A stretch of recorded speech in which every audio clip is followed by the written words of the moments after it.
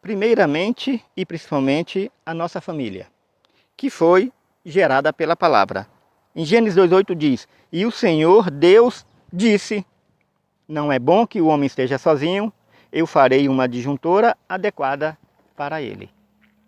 Eu farei uma adjuntora para ele. Não é bom que o homem vive sozinho. E Deus disse. A família foi criada, como todas as coisas, foi criada por meio da palavra.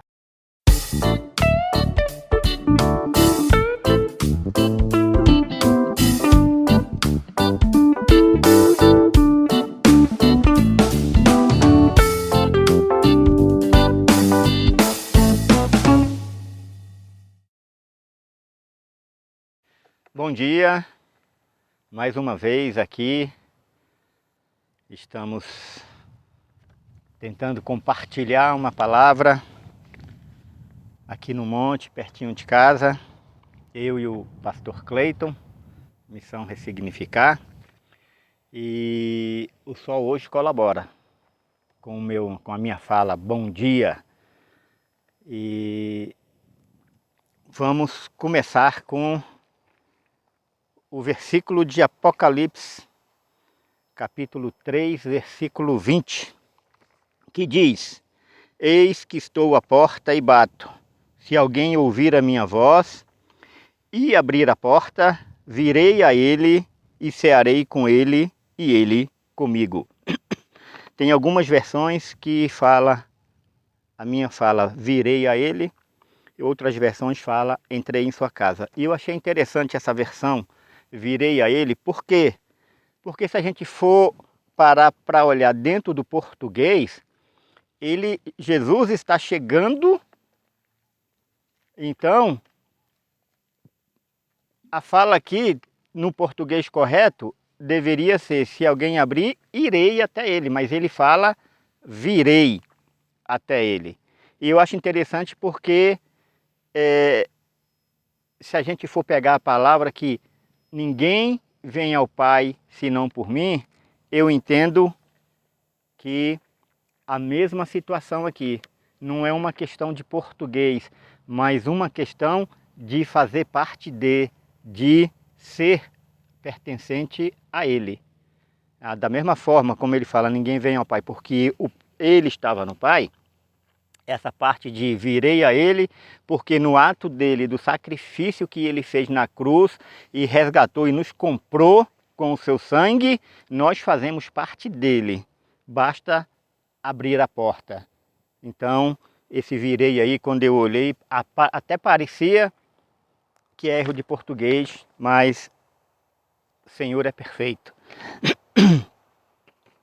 E o ato de bater a porta, não é um simples ato do toque da mão à porta fazendo um som para que alguém dentro de casa ouça.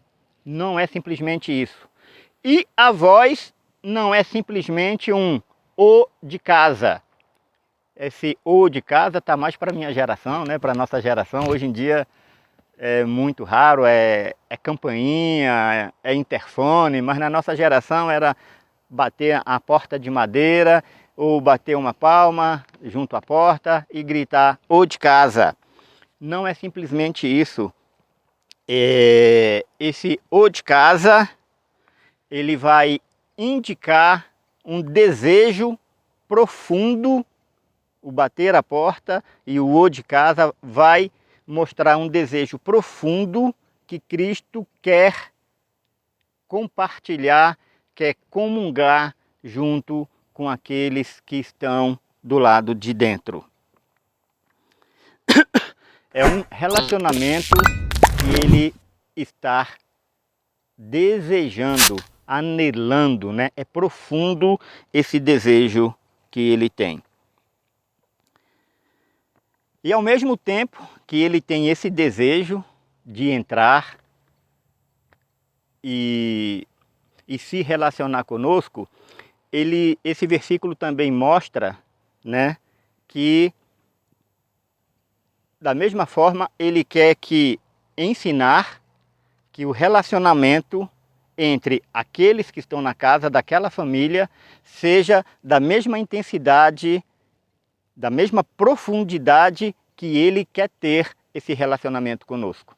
Então, quando Jesus faz algo, que Ele entra em nosso coração, que Ele entra em nosso ser, que Ele procura gerar essa comunhão conosco, Ele não quer simplesmente que fique somente comigo. Ele quer que cada um de nós, que aquela família viva exatamente como Ele vive, desejando anelamente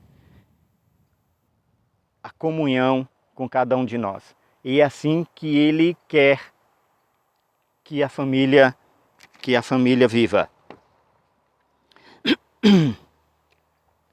Então, com essa atitude que Ele deseja, é necessário que nesse abrir a porta a gente entenda que não é simplesmente convidando para uma pessoa entrar em casa e aí conversar de coisas triviais, ou simplesmente colocar o papo em dia, ou falar da vida de uma pessoa. Jesus não entra em nossa casa, Jesus não entra em nosso ser para isso. Ele entra em nossa casa para saber como estamos, como as coisas estão acontecendo, para poder saber do que nós fizemos, de como anda a nossa vida. E assim nós devemos olhar esse exemplo dele e fazer com a nossa casa, com nossa família. Na vivência do dia a dia, quando chegamos em casa, quando estamos em casa, esse compartilhar do nosso dia a dia, das nossas vivências, devemos ter com a nossa família. E a partir daí a gente vai gerando laços. E esses laços, esse compartilhar, tem que ser nele. É nele que tem que acontecer. E, primeiramente, dentro de casa, que esse processo ele deve acontecer. E os momentos mais propícios para que esse relacionamento, essa intimidade, essa comunhão entre familiares, entre pai e filho, entre mãe e filho, entre marido e mulher, ele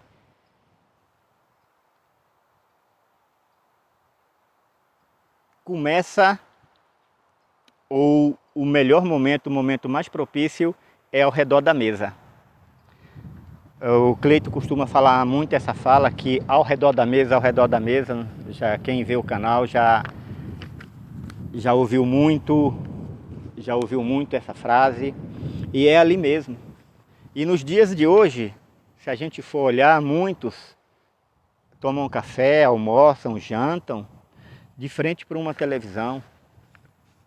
E isso aí tira esse momento de comunhão. É ali principalmente porque os dias de hoje são muito corridos, todo mundo trabalhando, todo mundo estudando, muitas vezes até dentro de casa, agora com essa questão do trabalho remoto, muitas vezes dentro de casa, trabalhando remotamente, pensa que está em casa, que está tranquilo, não, mas está trabalhando.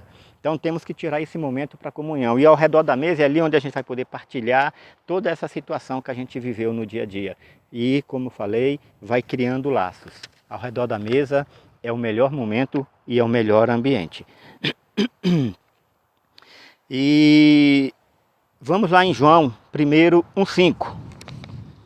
Parece aparentemente que a gente está mudando completamente o texto, completamente o assunto, mas vamos continuar no mesmo sentido.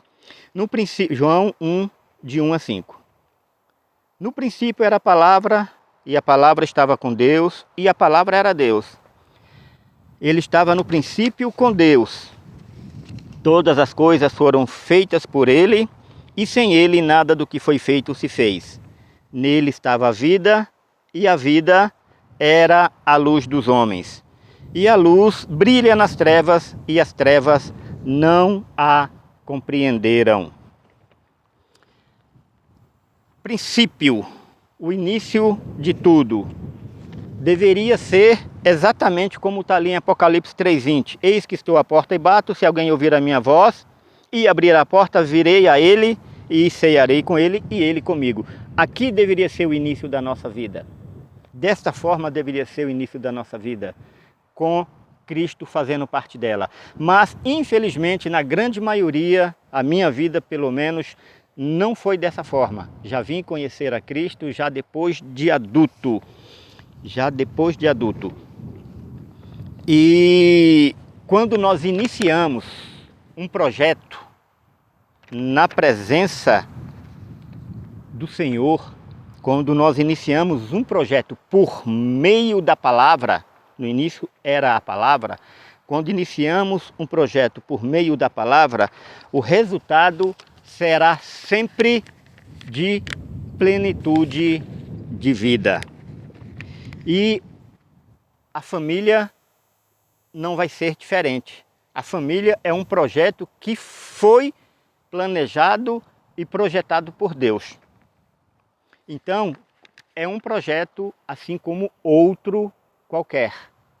Não no sentido de banalizando a família, mas é algo que nós temos que colocar o nosso ser, colocar o nosso coração, colocar a nossa vontade, colocar toda a nossa força para manter esse projeto em pé. E não é fácil, porque criar filhos, manter um casamento ajustado, somente projetado e iniciado andando com ele de acordo com ele que é Jesus, de acordo com o que ele determina.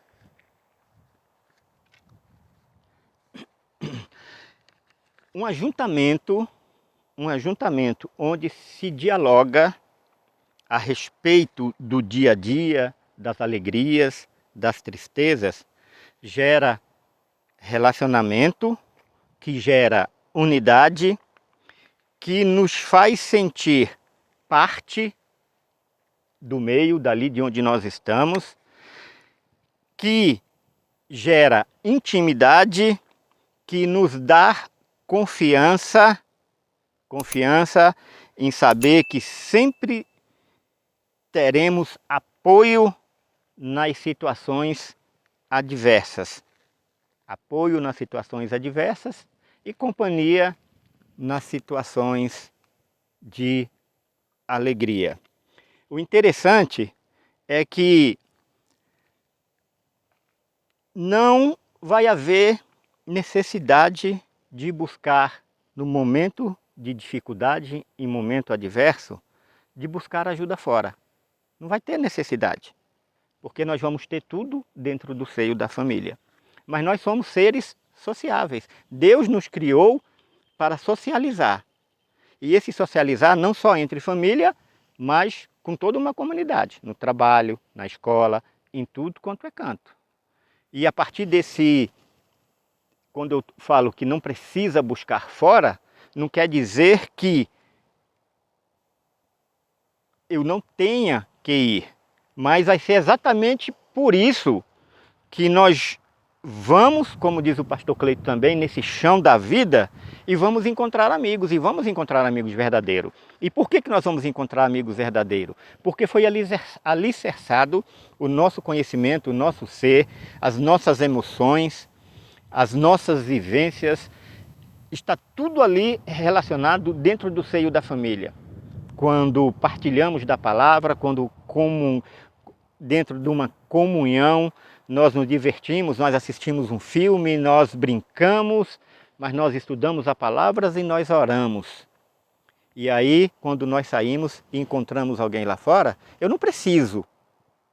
Mas quando a gente encontra, se for amigos que de repente querem desvirtuar o que foi formado dentro de casa, a gente vai parar e vai olhar, entender aqueles valores que recebemos e não vamos aceitar os valores que estão tentando nos passar, que vai de contra aquilo que a gente aprendeu.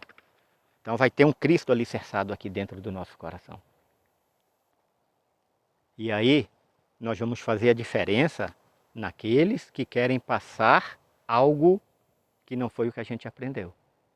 E vamos compartilhar o Evangelho, vamos compartilhar a pessoa de Cristo, vamos compartilhar a nossa vida como é maravilhosa, e aí e fazê-los entender que tudo isso só está acontecendo porque é Cristo que iniciou esse projeto na nossa vida. E nós iniciamos esse projeto com Ele. O versículo 2 de João 1 diz: Ele estava no princípio com Deus. E aí, como eu gosto também, tem algumas coisas que eu gosto, e aqui eu gosto de dizer que não basta começar certo. Não basta iniciar na forma correta, não basta iniciar caminhando com Cristo. Isto não é suficiente. Qualquer semelhança não é mera coincidência. Temos que continuar e permanecer com Ele. Iniciamos por meio dele e damos continuidade com Ele. Desta forma, tudo será conduzido de acordo com o propósito dele. Então não é simplesmente começar. Começar, às vezes, é muito complicado. E eu que o diga que como começar é complicado. O Cleito está até rindo. Mas continuar é muito mais importante.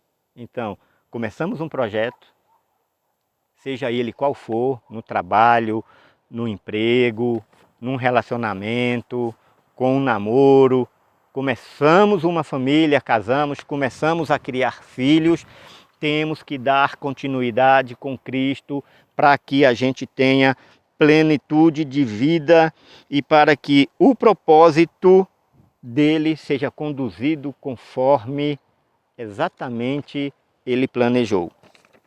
E aí o que acontece? No versículo 3, vão dizer que todas as coisas foram feitas por ele, e sem ele nada do que foi feito se fez. E aí, todas as coisas que vierem a partir do momento que a gente dá continuidade, todas as coisas que vierem, virão por ele. Então, por meio dele, com ele e por ele. E o que chega a nós por ele, a gente sabe que é bênção.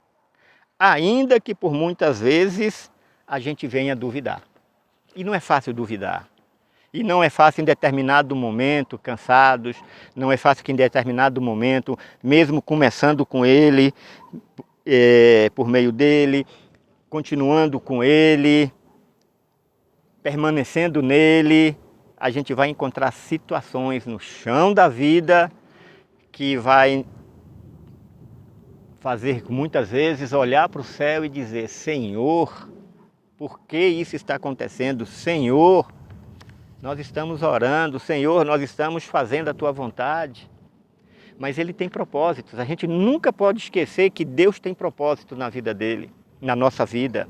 E os propósitos de Deus são interessantes, porque muitas vezes os propósitos de Deus não traz conforto para que a gente cresça.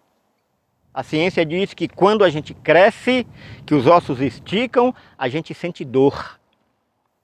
Geralmente, como a gente cresce, dizem, quando a gente cresce no momento que a gente está dormindo, a gente não sente tanto. Mas quem tem aquela enfermidade do gigantismo, e a gente tem um amigo, eu, Cleito, nós temos conhecido que tem essa doença de gigantismo, quando ele não toma o remédio, ele começa a crescer.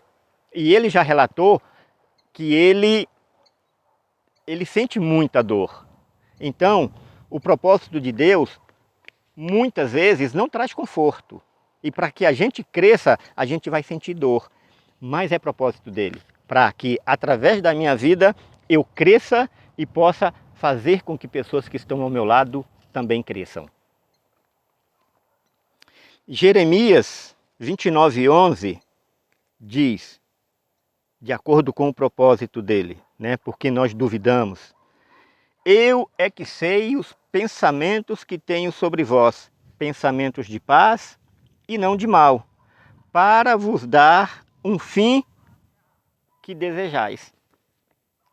Então, às vezes a gente pensa que não somos capazes, às vezes a gente pensa que não vou dar conta, às vezes a gente pensa que isso não é para mim, não tem nada a ver com as minhas habilidades, e aí de repente Deus vai e nos coloca exatamente ali, porque Ele é que tem os pensamentos a nosso respeito. Pensamentos bons e não pensamentos maus. E aquilo que eu acho que porventura pode ser caminho bom, como eu já falei aqui antes, não vai ser um caminho bom, vai ser um caminho mau. E aquilo que a gente pensa que vai ser um caminho mau, no propósito do Senhor, será um caminho bom. Então, a gente tem que entender que todas as coisas que vierem, virão por meio dele, e o que chega é bênção. Isso por quê? Porque iniciamos e permanecemos nele, com ele e por ele. E no 4, João 1, diz o seguinte: nele estava a vida, e a vida era a luz dos homens. Nele estava a vida, e a vida era a luz dos homens. Somos trevas, mas existe uma luz que nos ilumina. E fora dele, nele está a nossa vida, o versículo 4. Nele está a nossa vida. Ele é a nossa vida e fora dele não há vida. A vida que vivemos por nós mesmos não gera plenitude, não é plena. A vida que nós vivemos por nós mesmos gera morte.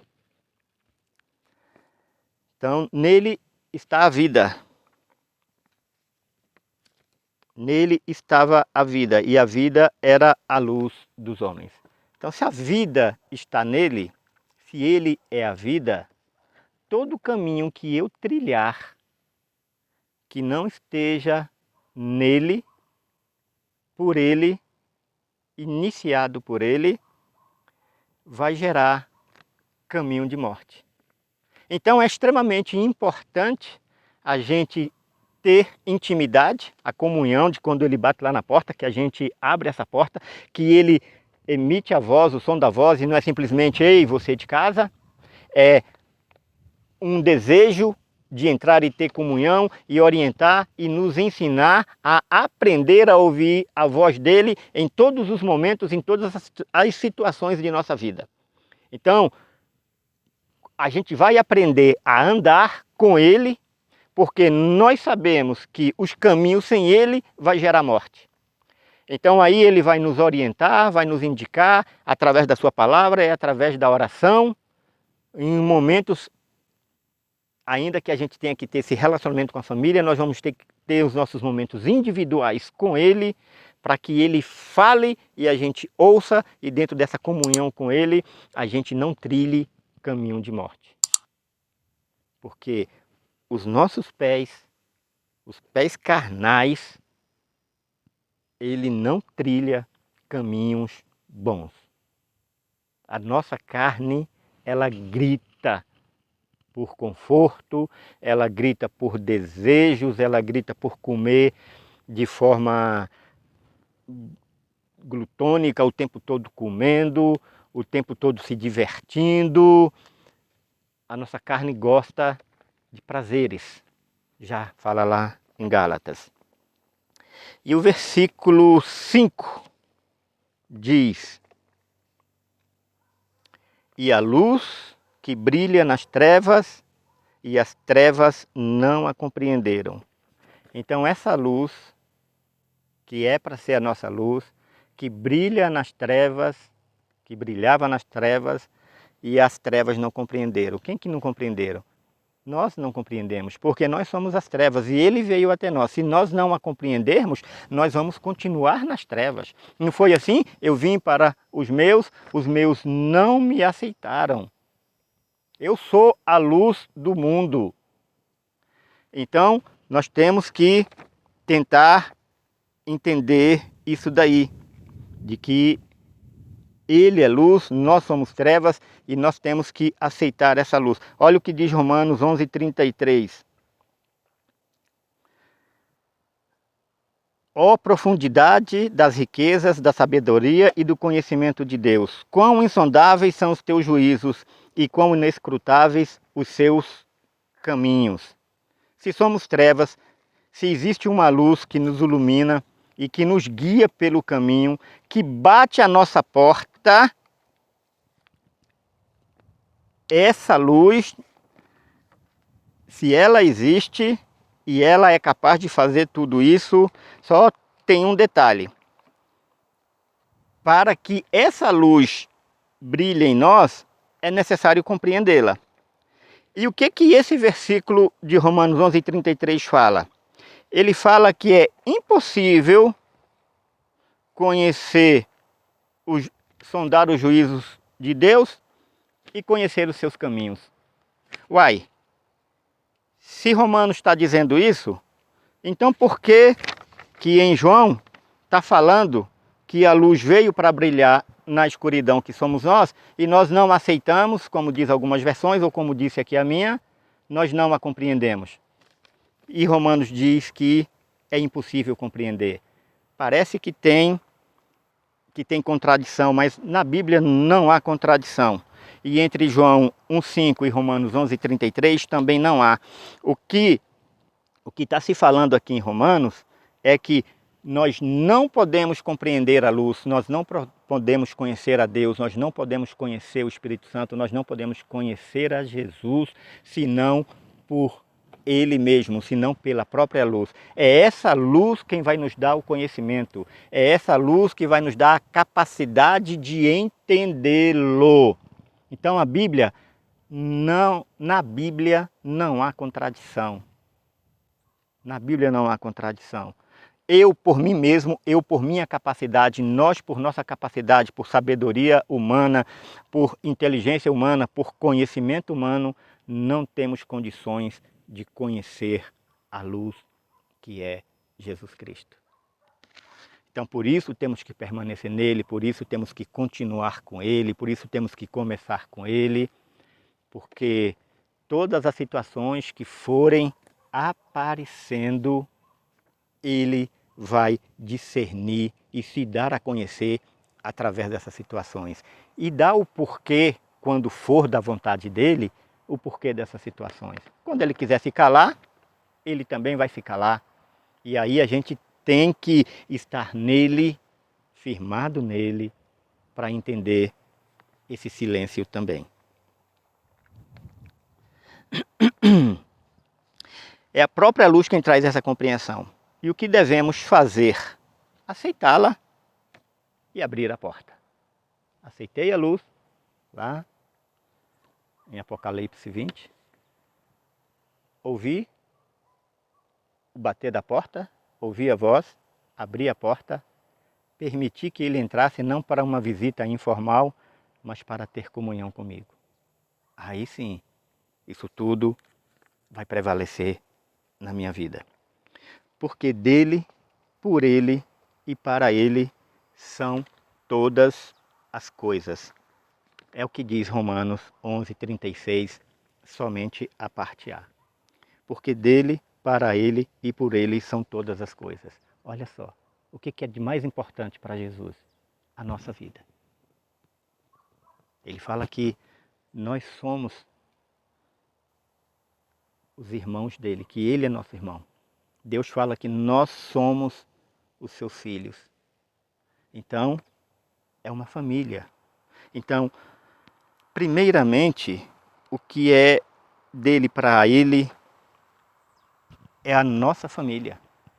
Então, para mim, que estou nele, que ando com ele, a prioridade é a minha família. Não estou falando aqui que nós vamos deixar de lado aqueles a quem o Senhor coloca em nosso caminho, a quem o Senhor coloca para a gente orar, para a gente ajudar, porque esse é o trabalho do ID, que ele também determina lá em Mateus 28. Mas eu estou falando que quem deseja uma boa obra, quem quer ser um servo, quem quer ser um ministro, ele tem que primeiro governar bem a sua casa. Governando bem a sua casa, colocando sua casa nos trilhos, no caminho do Senhor, ele vai conseguir ajudar os outros. Não podemos levar o Evangelho para fora de casa sem antes instituir a comunhão do Cristo dentro da nossa casa. Aí nós vamos ter estrutura, um apoio, uma confiança, sabendo que quando nós sairmos, vai ter alguém cuidando da gente.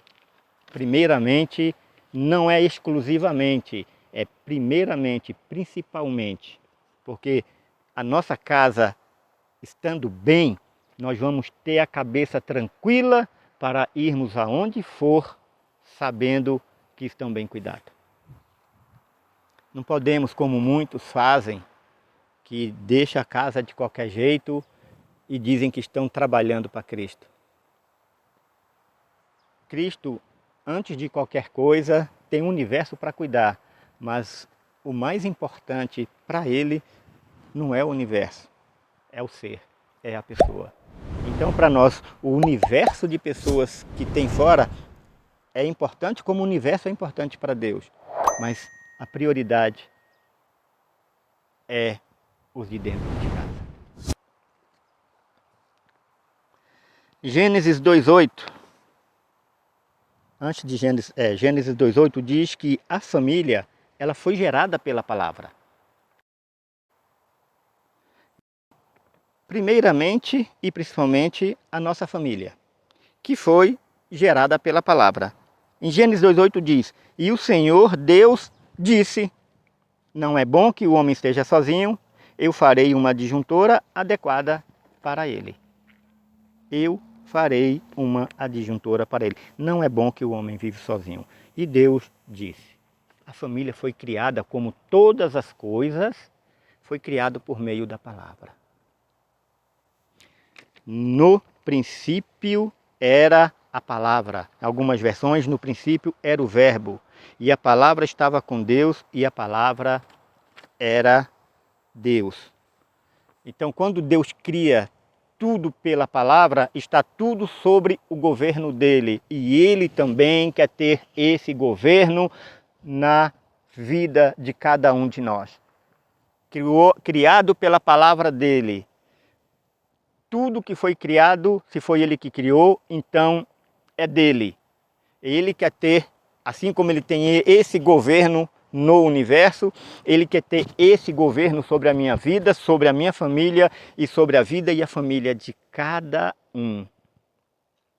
Agora, nós temos que apenas aceitar, compreender essa luz pela própria luz, abrindo a porta e tendo comunhão com Ele.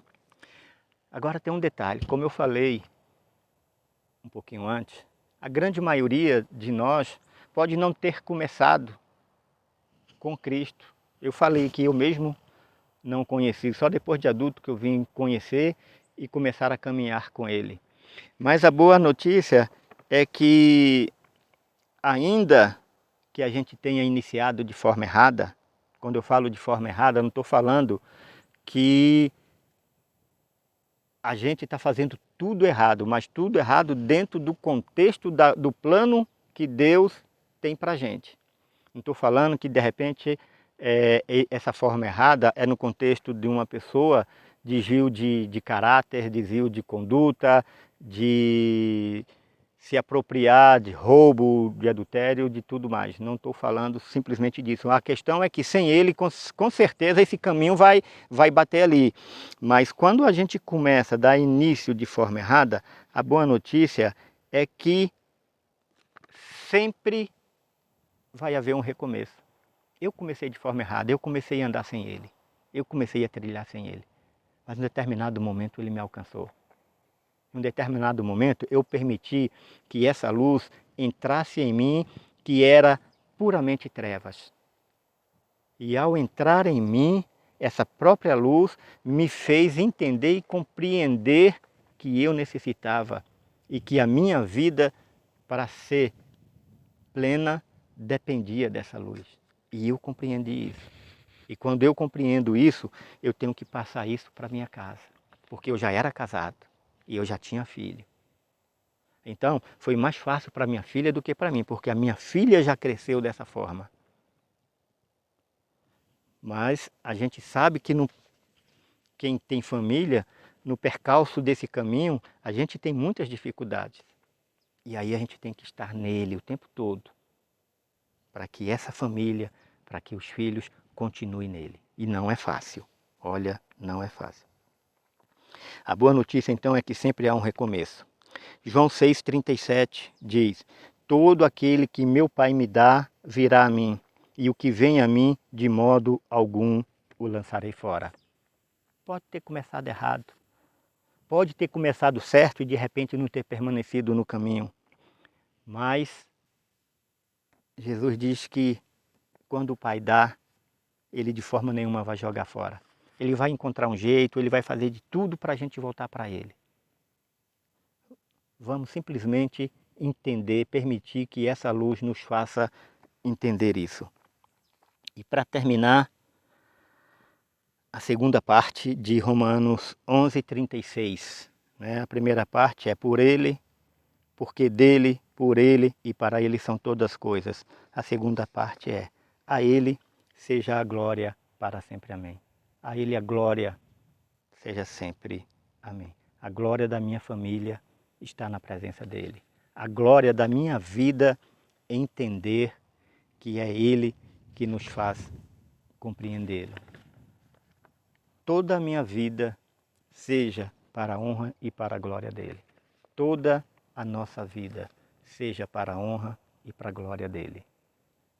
Não em questões de religiosidade, não porque eu faço parte de uma igreja, não porque você faz parte de uma igreja, mas porque nós fazemos parte de um corpo, que é Jesus Cristo, que pagou um preço de morte, e morte de cruz, para nos salvar e para nos dar vida. Amém? Que Deus abençoe, que vocês possam refletir nessa palavra e que Ele possa, com essa luz maravilhosa, entrar no coração de vocês. Amém?